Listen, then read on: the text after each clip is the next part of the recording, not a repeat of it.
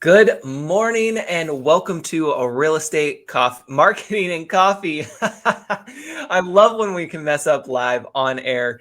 Welcome to the show. This is part 2 of Selling Sunset. We're going to be looking at personal branding and looking at 2 accounts from Selling Sunset on today's episode. If you missed last week's episode, don't worry, you can check it out over on the blog, YouTube, podcast, wherever you're tuning in to us from. And if you're new around here, be sure to say hello. Even if you're not watching us live, you're watching the replay or listening to the replay, hit Amanda and I up. And as you can see, we do have another Amanda M over here. And Amanda, go ahead and give a quick shout out to yourself and let people know who you are, just in case this is the first time they get to meet you. Of course. Thank you so much for having me again. I really, really appreciate it. I help multi-passionate women with their personal brand roadmap so that way they can have a clear idea of how to build an online brand for themselves and get booked and find clients and everything like that. Because in this digital age where we're always looking everybody up, it's super important to make sure that you're branding yourself in the right way that you actually want to come across. So thank you so much again for having me. Yes, thank you for being here. And should we just start diving in to the profiles, or do you have something that you want to start us off with? Yeah, no, perfect. I think definitely just starting off, going right into it right now. Going over last week we talked about Mary and Christine's personal brand on their Instagram. Again, I'm only looking on their Instagram profile. I'm not looking at, how they brand themselves on their website or, how they're doing their web page and stuff like that. Right. So the main reason why is because a lot of us, we go onto these social media pages to check people out, see what they're doing, see what's happening, correct?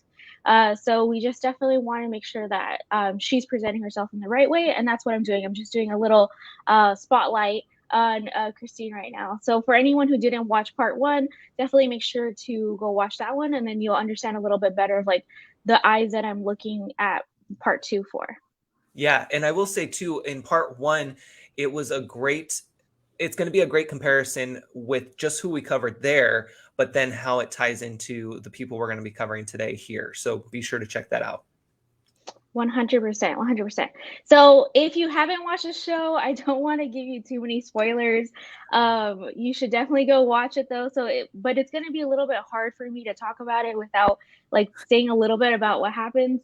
But if you haven't seen it yet, all you need to know is that Christine is a villain of the reality show. A lot of people love her, or hate her.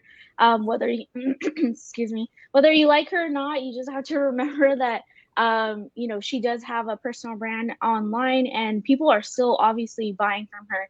So again, like whether you like her or not, there's other people out there that her message resonates with, right?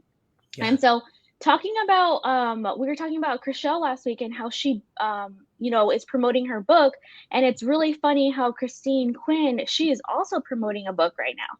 And Oh, what I really like about her is, like, again, if you watch the show, she is that villain, she's that bad girl, quote unquote, right?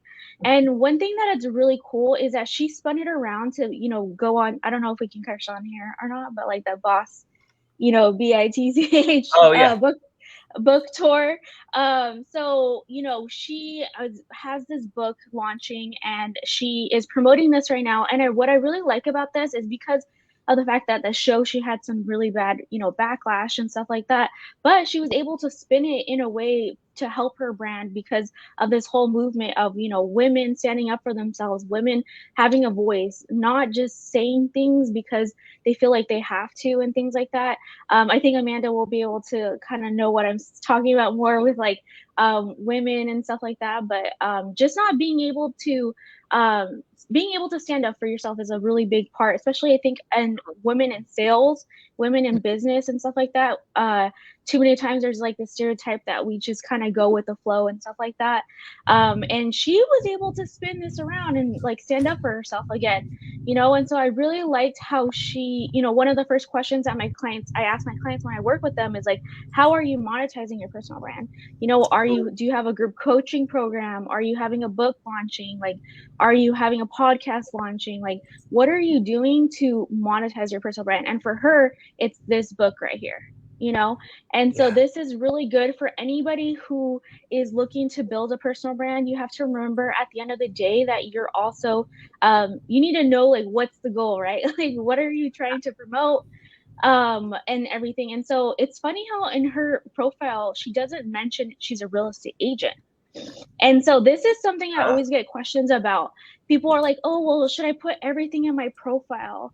You know, everything that I do, like I'm a website designer, a video photographer and like or you know, all these things and stuff like that, you know."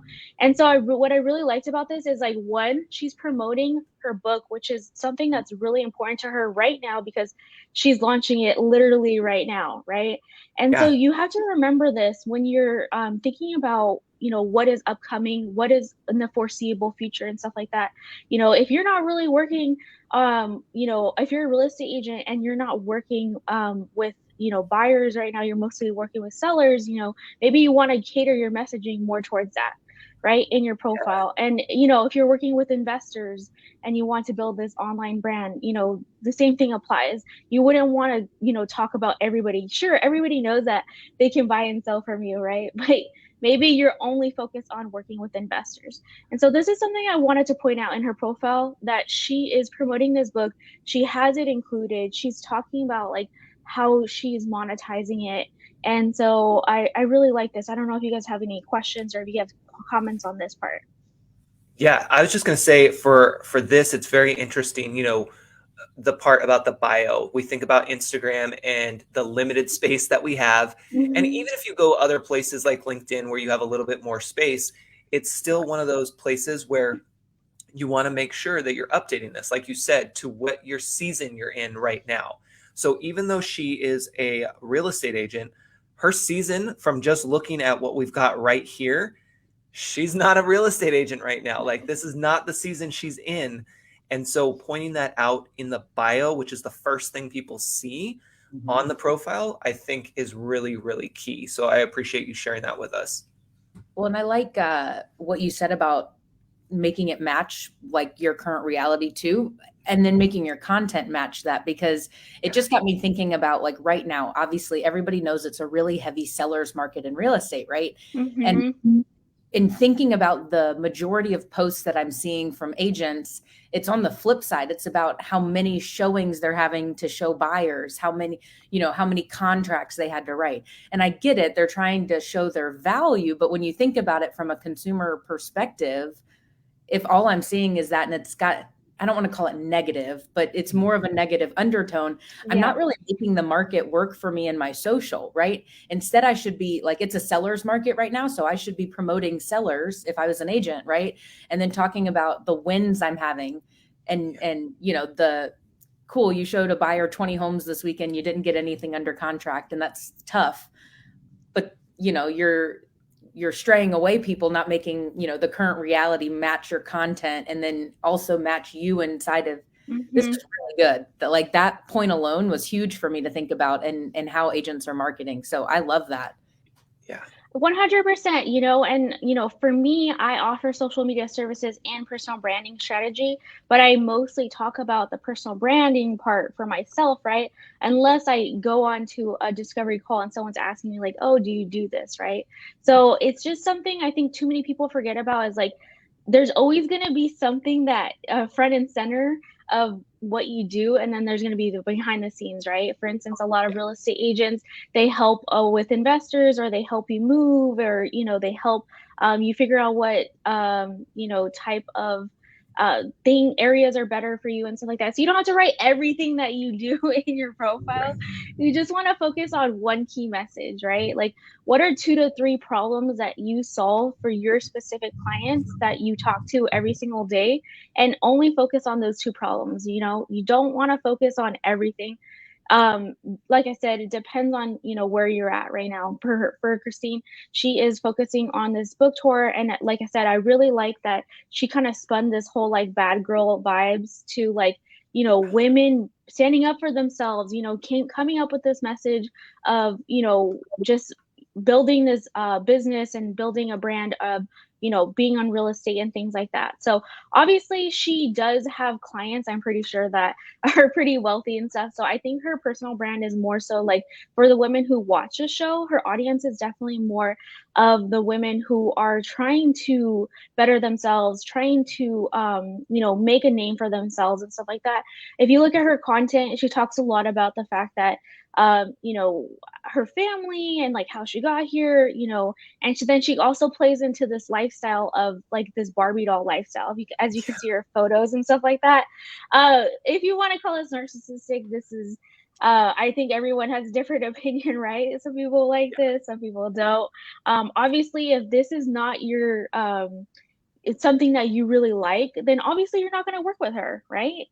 So Right. you probably wouldn't reach out to her and things like that. You might work and like reach out to Mary or Chriselle. Sorry, I was getting confused because of the C names. But But you bring up a good yes. point on that part too. Let's pause for a second and talk about that. Is that research, like we said, Mm-hmm. research, and people are going to be researching. So if Mm-hmm. if somebody hears Christine's name and they come here, they're going to research her first, because let's face it, over 97%, and because of the pandemic, I'm going to say it's probably 99.9% of us Mm-hmm. research before we ever contact somebody. And so 100%. if somebody is looking to work with Christine, they're going to be looking at her Instagram and they're going to say, okay, well, there's no real estate here. No problem. Mm-hmm. Let's just keep looking. And then you can clearly see that, at least for this area, there's a whole different campaign going on. There's a Yeah. whole Mm-hmm. different motive here. So if they don't align with this type of person, this part of the brand, then they're going to move on to the next one, like you said, to Chriselle or somebody else. And then it's not till you get down here where you're almost like, oh, okay, maybe this is somebody that I can talk to, because this feels more normal. This more is Mm-hmm. more um, nurturing, more easy to relate to versus a lot of these other photos, right? Well, and I think it 100%. goes back to that being authentic to who you are, because let's say she wasn't that Barbie doll girl, right? Like, Right. let's say she was Mm-hmm. totally that badass vibe chick, that bad girl play, right? And Yeah. she's posting all these Barbie things. Like, naturally, one of two things: you're going to attract the wrong clientele, because you're going to attract the people who are attracted to that more Barbie uh, Mm-hmm. lifestyle or persona that you're personifying. Yes. You know Yeah. what I'm saying? But you're going to be attracted to that, or you're going to stray away people who might actually connect with you in that badass vibe that you give off. But because you're trying to be the Barbie figure, so Mm-hmm. that's why it's so important to be authentic to who you are as a human and market around that. I love that thought.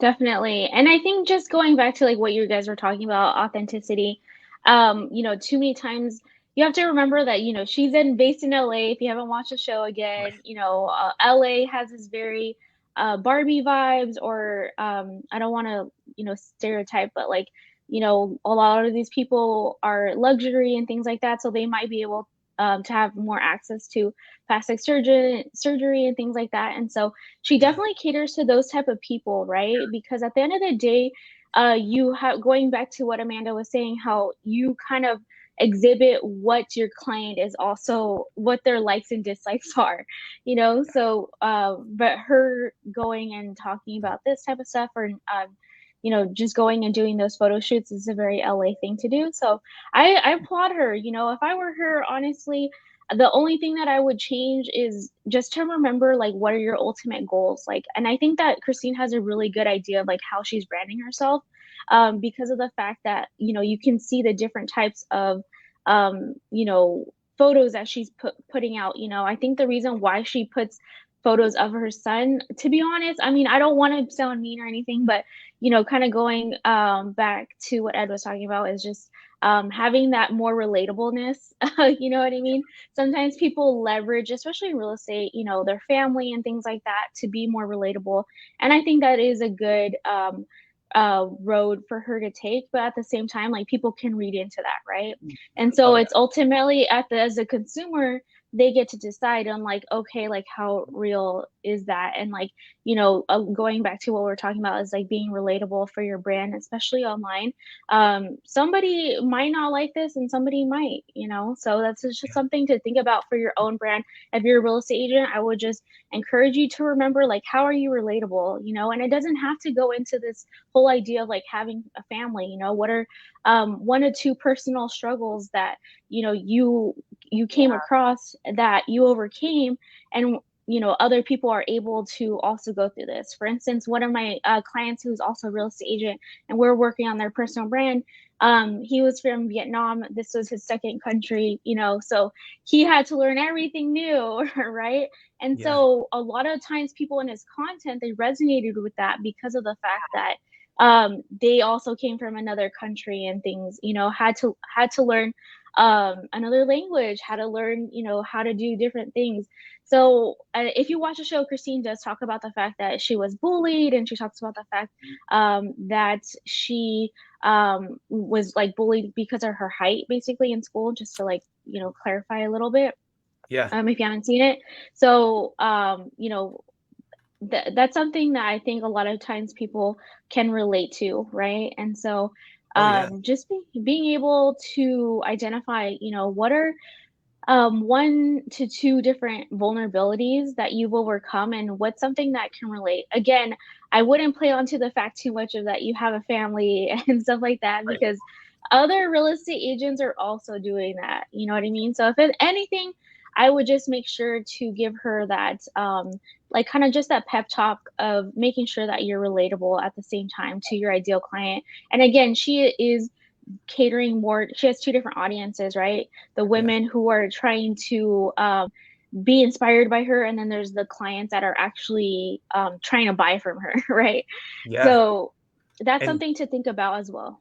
And clearly, we'll move on to the next one here in just a second. I was just going to say, clearly, her focus, I'm still scrolling for those who aren't watching. If you're just listening, I'm scrolling through her Instagram, and there's really no real estate at all. I mean, it's literally, it looks like it's just glam squad nonstop, high end. And that's 100%. And that's what I mean by the fact that she is talking about herself, and she's catering to that lifestyle of LA, right? Yes. And that's how people like, they want to be able to like, know you and trust you. And if these photos, you don't like this, then that means that she's not the right person for you, And so if you're an agent and you're thinking like, okay, like what do I post? Do I put photos or pictures of myself and things like that?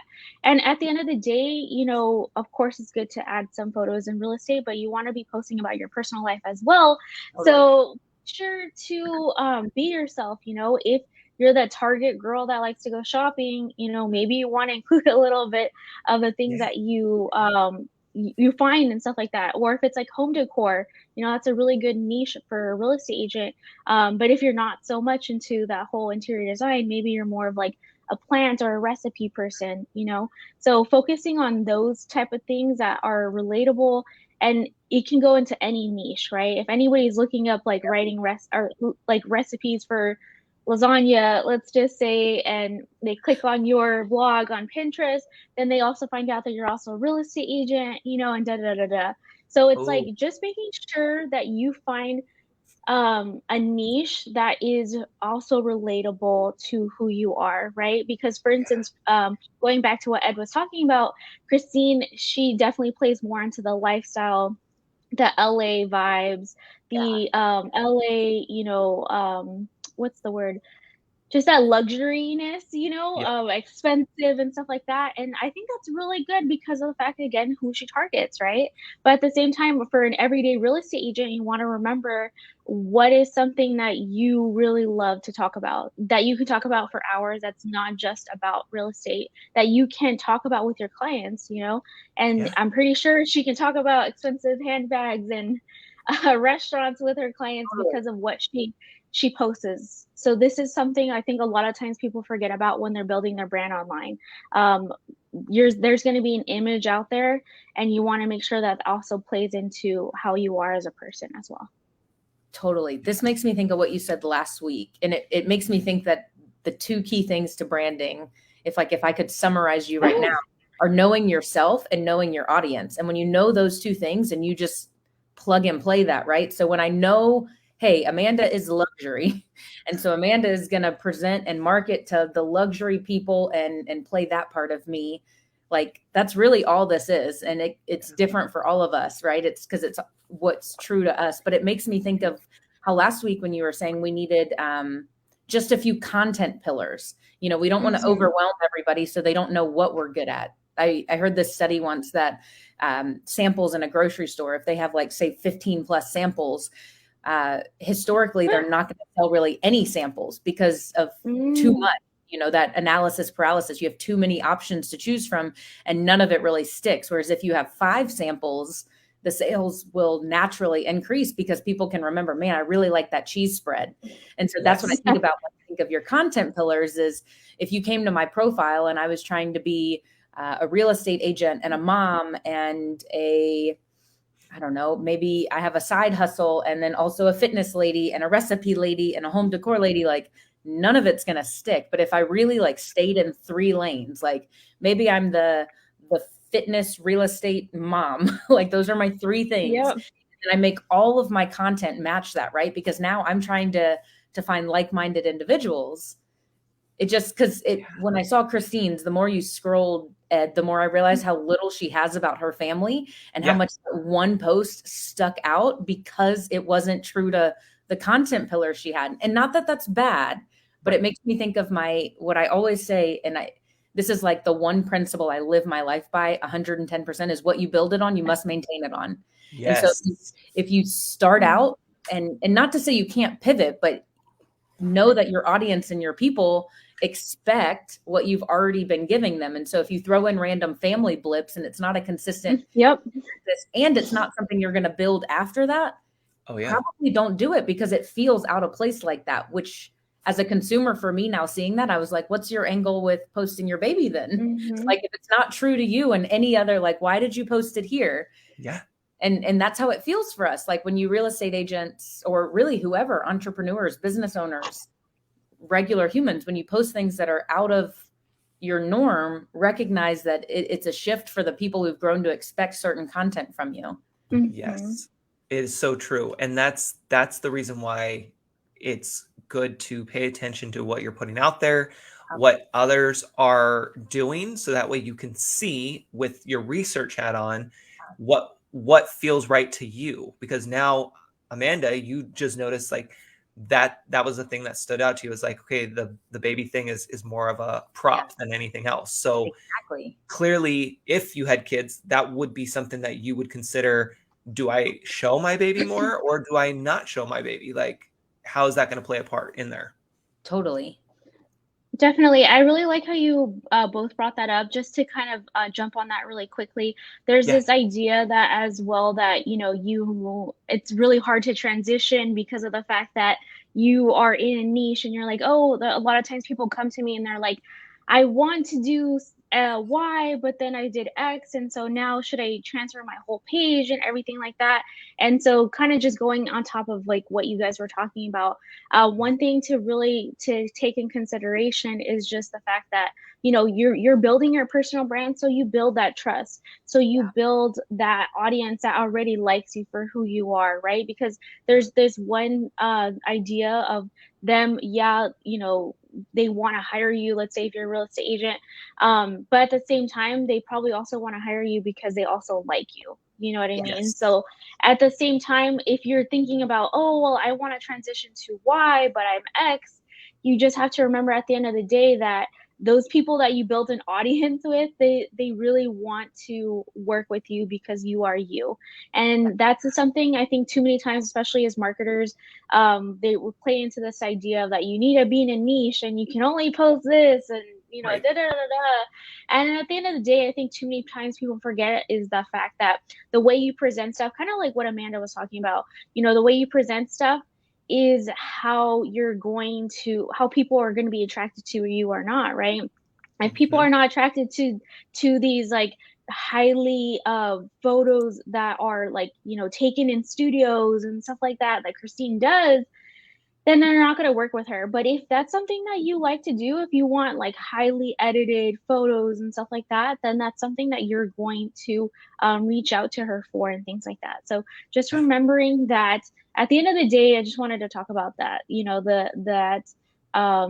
people, it's okay to change your niche, but Totally. you have to remember that, you might, some people might not like that, some people will, but it has to be a risk that at the end of the day, you're going to be okay with. So Yeah. And before we jump into Heather here, I know we're getting close on time, but before we jump into Heather, I want to talk about that for a second, what you just said around the switching things up. And you may lose some people, because I think that's a big topic that people are concerned about, whether they're losing followers or they're losing email subscribers. They feel like that they need to have this number, and the number needs to keep going up. It can't go down. Totally. And I just want to remind people that having that number go down oftentimes is a good thing, because that means that you're getting into your zone, and the people that left no longer are needing your season that you're in. And that's okay. So don't be afraid to lose people along the way, because just because they're there doesn't mean that they're your ideal client. I mean, I have people on my email list that some of them are just hanging out. And I wrote to my entire list, not just to those people, but I wrote to my entire list and I was like, listen, I did a new update with my weekly email. It's going to be more like a magazine here for you. And by the way, you might just be here you might be a competitor who's checking my stuff out. You might be my mom saying hi, like whatever it is, you're here on my list for a reason. And hopefully you get some value from this. That's the reality of it, is that we have on our email list and our followers, people that are just there. They don't do anything for us. They're just there. And then some will say hi, some will interact, others will buy. Like, just remember that having the number and trying to get it to go up all the time, it doesn't mean that it can't go down and that it shouldn't go down. That's what I'm trying to say. Well, and just because it goes down to, I think about this with client care all the time. I always tell people, you're probably going to lose people once we start this. You hire me into your world. People might not like that you call to check in on them. And that's okay, because the people that do like it are the people who are going to be really, really bought into you. And so let's say you started with 300 people and then 100 of them say, hey, take me off your list. Don't ever call me again. I don't care what Ed has to check in with me about. I don't care. I want to be off your list. I don't view that as a negative at all, because now guess what? You don't have to spend time, effort, and energy on these people who already know you're in real estate or whatever your business is, right? And so now you don't have to market to them. You don't have to waste the energy. Like if they were a client of mine, now we have 200 people that we really get to love on versus 300 people, right? And that number going down can actually mean a higher ROI, because that number solidifies. So you can get a higher return on your investment, whether that be time, money, leverage, whatever, because that number is going down. So not being afraid to lose people and not being afraid to pivot if it's true to who you are in your business and where you want to take it, because people buy into that. So I'm glad you brought that up too, Ed, because I think people think, like you said, Amanda, that they can't pivot. Like I've always been a buyer's agent. I can't be a listing agent, or I've always been a car salesman. How can I go sell lawn equipment? Like you just have to allow the time to build up that permission again. So I'm glad we talked about that, because that's huge. Yes, that is good. You allowed yourself permission to build that up again. Ooh, that was so good. I don't know if you ever read Permission Marketing by Seth Godin, but he always says, like, you basically have to, when in all marketing, you have to build the bridge to ask for permission long before you ever ask for the sale. And so when I think about it that way, like you show up consistently, right? Show up, deliver, and engage. And then when you do those things, naturally you have permission now. So you've shown up at such a level for your followers or whoever that when the time comes, hey, who do you know to buy, sell, or invest in? You've already done the work, right? So you've already asked for permission. So true. I know we can go on and on about that, and that could be for another episode, but let's take a look at Heather here real quick. We'll give it an extra 5 minutes here to kind of just review her so that way we have that comparison and see the difference there. Definitely, I really liked everything that you guys talked about right now, and I could literally talk about that again and bring it back there, but I'm not going to. I'm going to move forward. So, going based off Heather, she was also on Selling Sunset. If you watch the show, you know that she definitely had these good girl, she just kind of wanted to be that friend of everybody, that girlfriend that everybody can talk to and go to for advice and everything like that. And so one thing, if you take a look at her brand online, she definitely caters more towards that women of kind of doing everything, right? So the wellness, the lifestyle, she even has it in her bio. She is definitely catering more towards the average woman looking to inspiring to be like her, basically, versus actually selling real estate in LA. So this is something to definitely take in consideration. Again, not everybody is going to have the same type of visibility that they have on the show, because Netflix, there's like millions and billions of people, right? So she is basically trying to leverage it in a way to show people that, kind of the inside, basically, which is the beauty, the lifestyle, and stuff like that.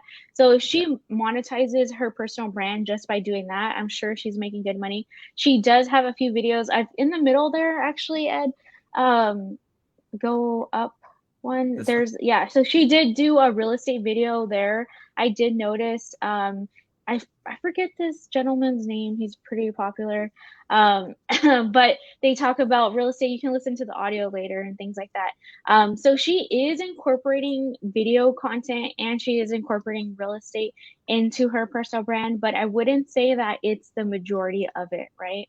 She definitely focuses more so on the lifestyle, which is her relationship. And if you don't know, she is married to one of the reality stars on Flipping Houses. So to each its own if you watch that show as well.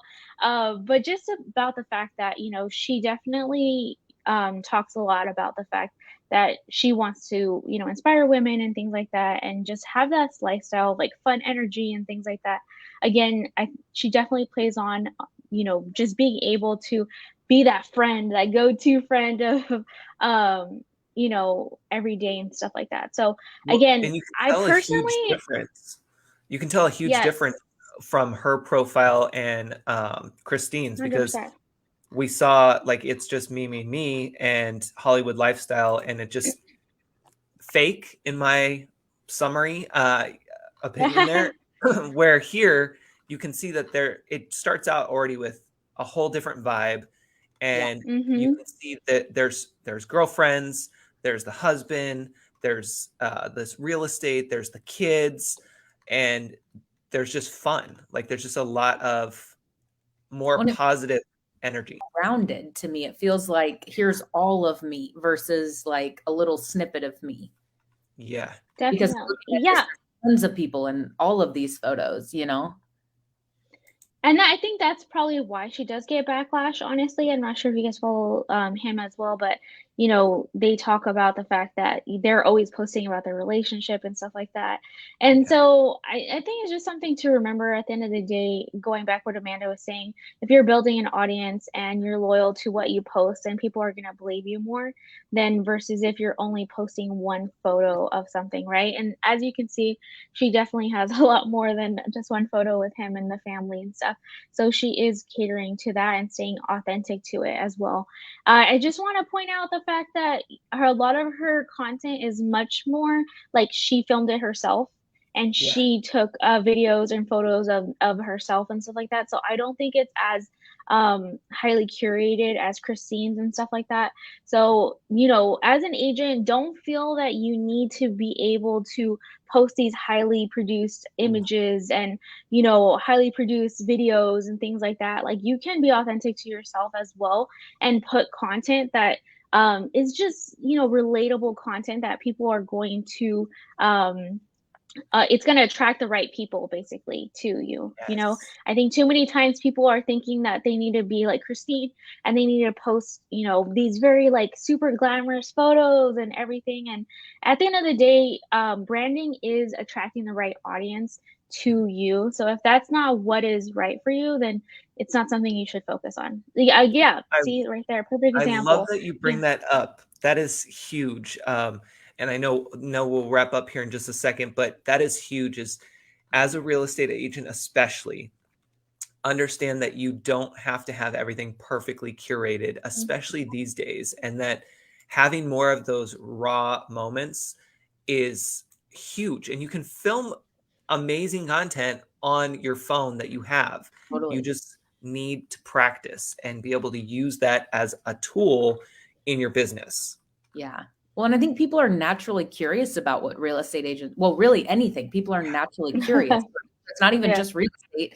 Like I would have no idea what a lawyer's day looks like. And so if you were a lawyer trying to get clientele on Instagram, like I'm going to be real honest, I'd be really intrigued to watch you. Like here I am reading my books and stuff. Like Yeah. I have no idea. And so not being afraid to just really quickly take my phone and, hey, look, here's what I'm doing. I'm inviting you guys along for the journey because Ooh, people are curious. Like it can be that simple and can still be content, right? This is why I think Instagram stories and TikTok stories and all of that are so powerful because yes. they don't require the editing. Like so many people are like, hey, I'm out on a walk and had this thought and had to share it.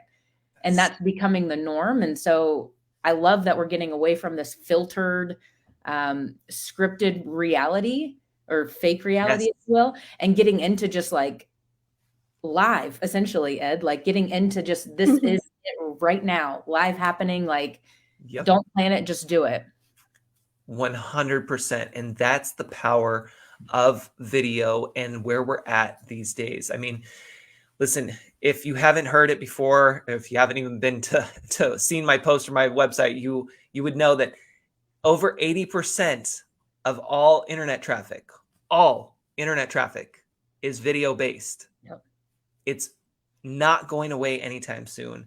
It's only going to increase, which means if you're not even using video yet in your business to show off your world, to be able to connect with your audience, you're missing the boat and you need to get on it and you need to start incorporating it. And it's so easy to take content you've already created in video, photo, flyer, listing, whatever, and you're able to then bring that to life with video. Like you already have your content laid out. You just need to look at it differently so that you can market it differently. Totally. Yeah, and I just like to leave off what you were talking about is when you're building a brand, you're building a brand over these images, over these videos and things like that. And so it's really important to, again, what Amanda was talking about, kind of bringing it all together, is just having clarity about yourself and who your ideal audience is.